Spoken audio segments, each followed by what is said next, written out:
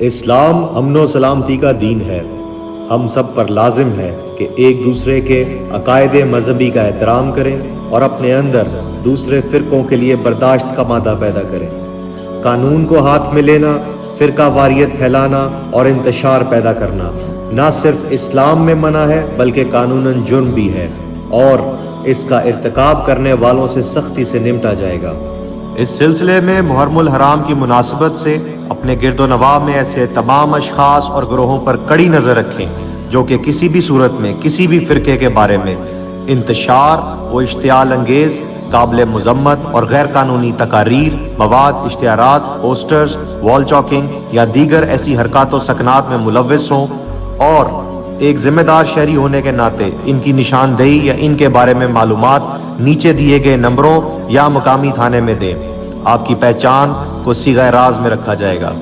شکریہ۔ منجانب، capital city police, Peshawar.